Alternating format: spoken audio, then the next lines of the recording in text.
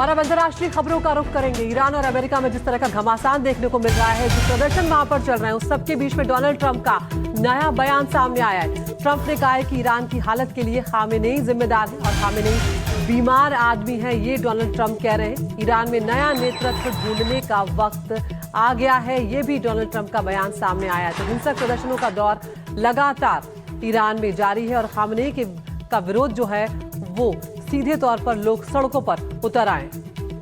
हमारे संवाददाता हमारे साथ विशाल जुड़ रहे हैं इस खबर पे। विशाल, बताइए, अब साफ साफ संकेत दिया है ट्रंप ने कि खामेनेई के शासनकाल का अंत आ गया है। जी, ये अभी तक का सबसे जो होता है मजबूत स्टेटमेंट है ट्रंप के साइड से, लेकिन ये आधिकारिक तौर पे उन्होंने स्टेटमेंट में नहीं दिया है। इन्होंने पॉलिटिको को, जो कि यूएस का एक मीडिया ऑर्गेनाइजेशन है, उसको इंटरव्यू में बोला है कि खामेनेई के हटाने का टाइम आ गया है और नया लीडर चाहिए ईरान में। और यूएस ऑफिशियल्स जो हैं वो लगातार बने हुए हैं मोहम्मद रजा पहलवी से, जो कि लास्ट शाह ऑफ ईरान के बेटे हैं, एग्जाइल्ड क्राउन प्रिंस हैं ईरान के। तो उनसे जो बात चल रही है, हो सकता है जो अगले लीडर्स का चेंज की बात कर रहे हैं, हो सकता है उनको लाया जाए। बट ये बोलना भी काफी मुश्किल होगा, क्योंकि रजा पहलवी का भी सपोर्ट उतना ज्यादा अभी फिलहाल ईरान में नहीं है। उनको भी काफी काम करना पड़ेगा उस तौर पे।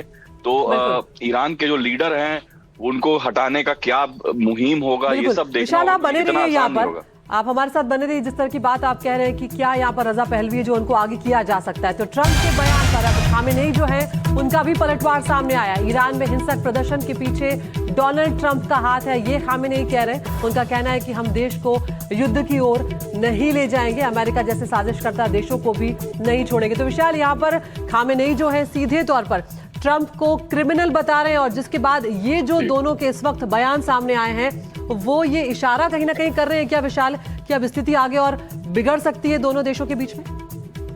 जी बिल्कुल, और पिछले कुछ दिनों में ऐसा लग रहा था कि हालात जो है वो थोड़े ठंडे हो गए हैं। जो टेंशंस जो बिल्डअप हो रहे थे, वो लग रहा था कि जो नेतन्याहू और अरब नेशंस के आने के वजह से थोड़े से टेंशंस को कम किया गया था। लेकिन ये जो दोनों स्टेटमेंट आए हैं, काफी स्ट्रॉन्ग स्टेटमेंट है।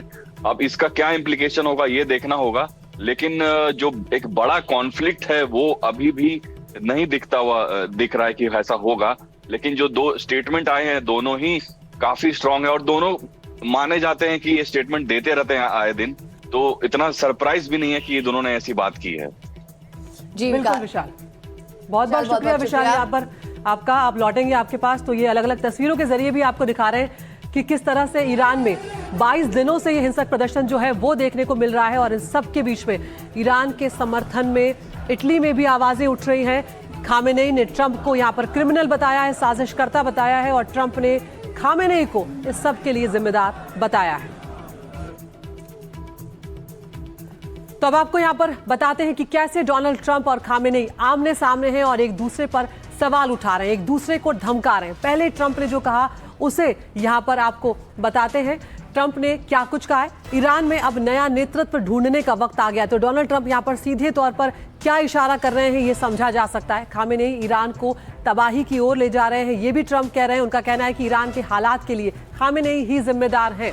कट्टर बयानबाजी से ईरान को नुकसान पहुंचा है और सुप्रीम लीडर का पोस्ट भड़काने वाला है। दुश्मनी से नहीं चलेगा देश, ये भी ट्रंप कह रहे हैं। और यहाँ पर नेतृत्व की जो विश्वसनीयता है उस पर भी सवाल उठ रहा है। ये बात डोनाल्ड ट्रंप कहते हुए नजर आ रहे हैं। उधर ईरान के सुप्रीम लीडर खामेनेई ने कैसे ट्रंप को पर पलटवार किया है वो भी जान लीजिए। अमेरिका के राष्ट्रपति एक अपराधी हैं, एक क्रिमिनल है, ये सीधे तौर पर खामेनेई ने कहा है। उन्होंने कहा है कि ईरान को निगलना चाहता है अमेरिका। ईरान में हिंसक प्रदर्शन अमेरिकी साजिश के चलते ही हो रहे हैं और ईरान में जो तबाही हो रही है उसके लिए अमेरिका जिम्मेदार है। खामेनेई सीधे तौर पर अमेरिका पर यह सारा आरोप लगा रहे हैं। ईरान को अमेरिका ने ही बदनाम किया है और अमेरिका की मंशा ईरान को हड़पना है। खामेनेई ये भी कह रहे हैं कि युद्ध नहीं करेंगे, पर साजिशकर्ता जो हैं वो अपनी साजिश भी नहीं छोड़ेंगे।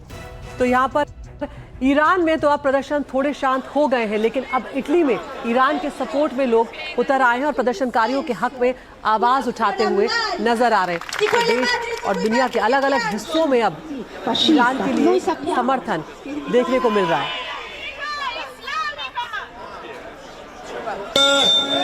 और उधर इराक में और अमेरिका और इसराइल के खिलाफ प्रदर्शन हो रहा है। मुस्लिम समुदाय ने अमेरिका और इसराइल के झंडे जलाकर आक्रामक विरोध प्रदर्शन किया। उसकी तस्वीरें आपको दिखा रहे हैं। इराक में भी अमेरिका के खिलाफ प्रदर्शन।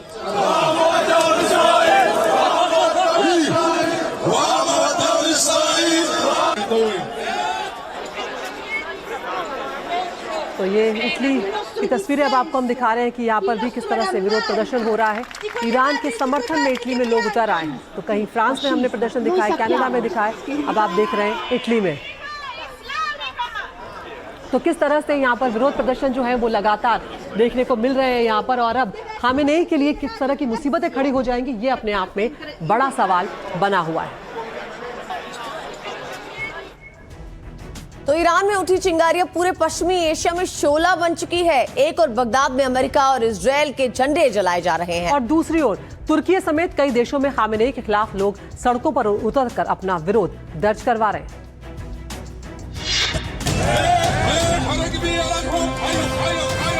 बगदाद की सड़कों पर गूंजते नारे और आसमान में उठता धुआं।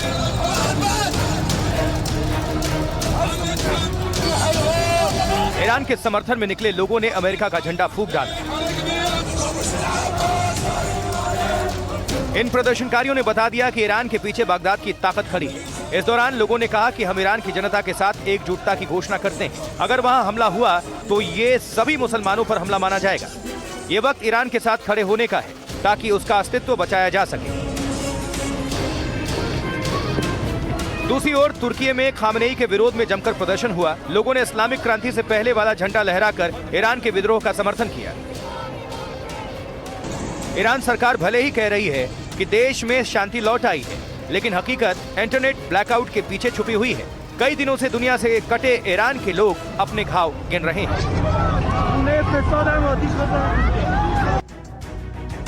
तो ईरान से विरोध की चिंगारी जो है वो 28 दिसंबर से भड़की हुई है। कई लोग प्रदर्शन करने के लिए सड़कों पर उतरे थे और इसी के दौरान अब ईरान से भारतीयों के घर लौटने का सिलसिला जारी है। देखिए कैसे हालात से वो वहां से निकल कर सामने आए हैं। यहाँ हिंसा किस तरह से भड़की हुई है आप देख सकते हैं तस्वीरों में कि सड़कों पर हजारों की तादाद में प्रदर्शनकारी पहुंचे थे।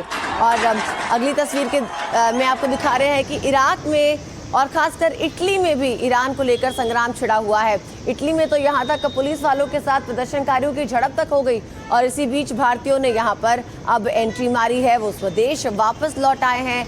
हिंसा जब वहाँ पर बढ़ी तो भारतीयों ने वापस देश का रुख किया है।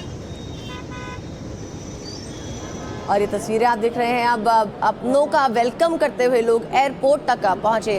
परिजन यहाँ पर जो है अपनों का स्वागत करते हुए नजर आए जो ईरान से वापस लौटे थे। कोई हार पहना रहा है, कोई गले लग रहा है, क्योंकि एक बार संकट टल चुका है। एनडीटीवी की टीम आधी रात को एयरपोर्ट पे पहुंची और देखा कि यहाँ पर जो लोग ईरान से वापस लौटे थे परिजनों ने उनका गर्मजोशी के साथ स्वागत किया। जब पूरा ईरान हिंसा की आग में जल रहा था, शहर दर शहर बवाल और उत्पात मचा हुआ था, तब हिंदुस्तान के एक दो नहीं हजारों लोग वहां फंसे थे। सिचुएशन देखी है, आगजनी देखी है, आग वगैरह, प्रोटेस्ट खतरनाक थे। हिंसक प्रदर्शनों के बीच ईरान में भारतीयों की जान पर बनाई थी। ईरान में फंसे हुए भारतीय खौफ में थे तो भारत में उनके परिवार वाले परेशान और तभी सरकार भी एक्शन मोड में थी। हमने भारतीयों को दिशा निर्देश दिए कि ईरान ना जाएं। जो भारतीय वहां रहते हैं उन्हें भी ईरान से निकलने को कहा है। All travel to Iran. सरकार की एडवाइजरी के बाद लोग निकलने लगे, लेकिन अब संकट के बादल छट गए हैं। एक एक कर भारतीयों की घर वापसी हो रही है। स्वदेश लौटने पर कहीं खुशी के आंसू हैं तो कहीं चैन की सांस ली जा रही है। कैसा लग रहा है वापस आकर? बहुत अच्छा लग रहा है। आपको कैसा लग रहा है? बहुत अच्छा, मम्मी आई अपनी कंट्री आ गए, और क्या चाहिए। काफी इंतजार कर रहे थे, टेंशन थी थोड़ी बहुत? टेंशन तो थी ऑफ कोर्स। हम जैसे इज्जत और एहतराम से यहाँ से गए थे वैसे ही उससे भी ज्यादा इज्जत हमने वहाँ पाई और यहाँ खुशी खुशी अपने ही देश वापस आ गए।